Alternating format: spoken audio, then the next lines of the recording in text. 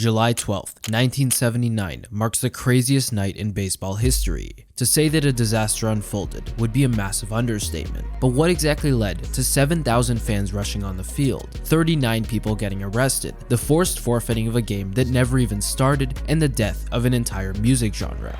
One of the saddest sights I've ever seen in a ballpark in my life. This garbage of demolishing a record has turned into a fiasco. Disco sucks!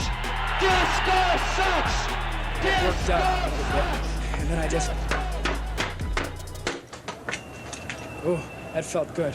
This is Steve Dahl, a radio DJ who had a severe and unending hatred for disco.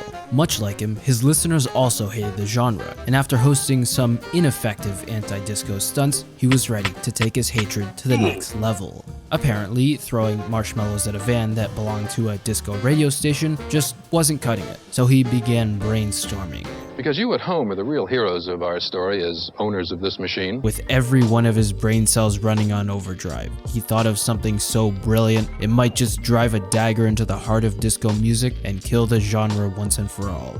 That's right, he was gonna blow up a crate full of disco records while live on air from a shopping mall.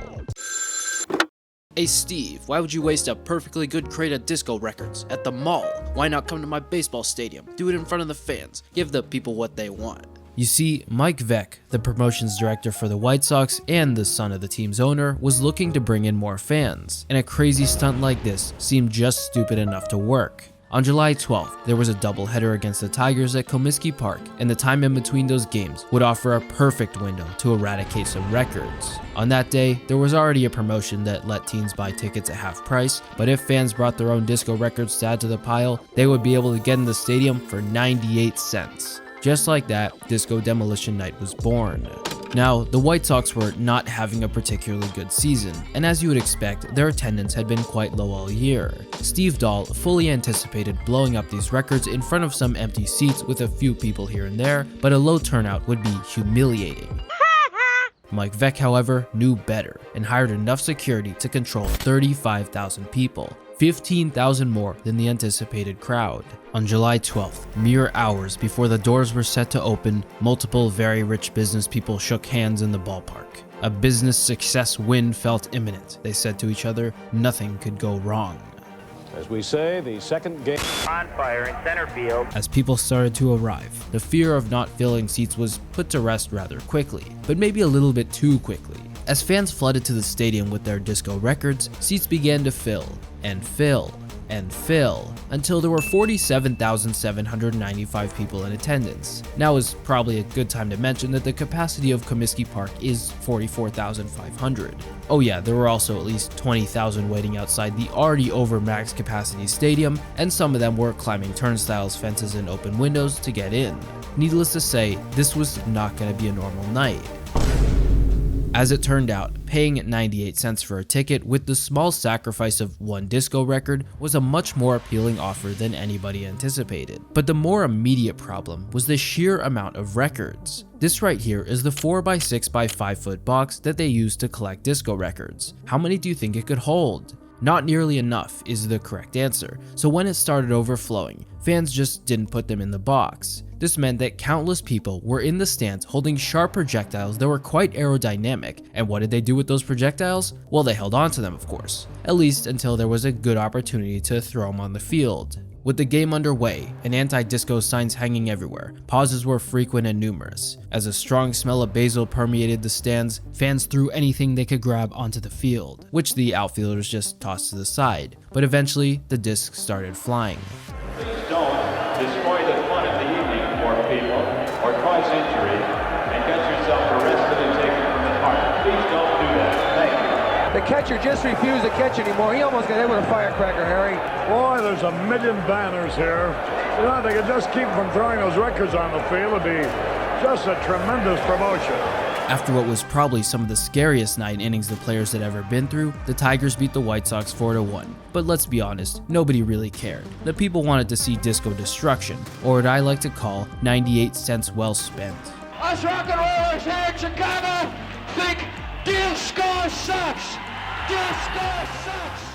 We're going to attempt the world's largest disco demolition. 1, 2, 3, go!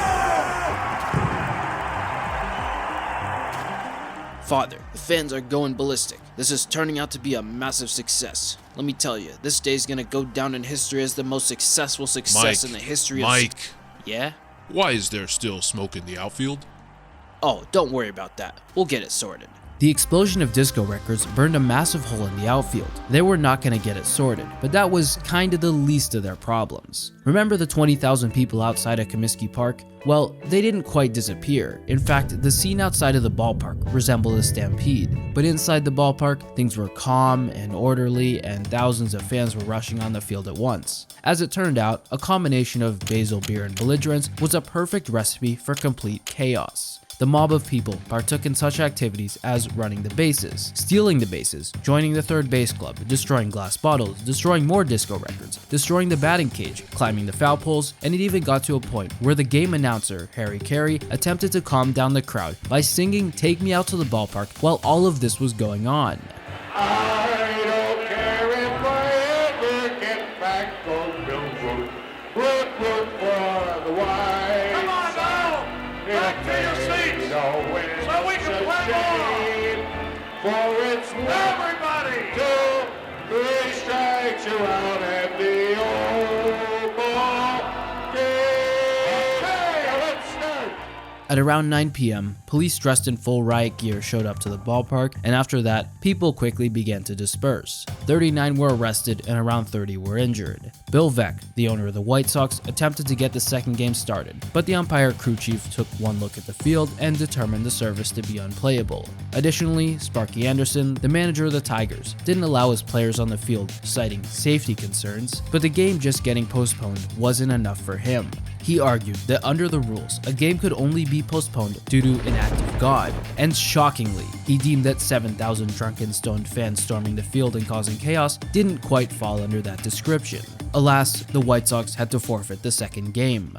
In the following days, Steve Dahl said that for the most part, everything was wonderful. Was it though? Well, that's up for debate. Bill Veeck took the brunt of the criticism for the night, even though it was his son Mike who was primarily responsible. That's not to say that Mike suffered no consequences. After his father sold the White Sox, he was essentially blackballed from getting a job in baseball for many years. That's quite a harsh punishment, considering the fact that Disco Demolition Night was without a doubt the most successful promotion of all time.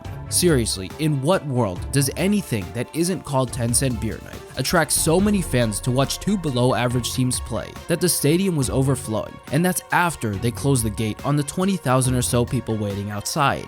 Additionally, if you Google search the day that disco died, Disco Demolition Night pops up, because following the event, the genre had a steep decline in popularity. So it not only accomplished the goal of getting fans to the stadium, it quite literally killed disco.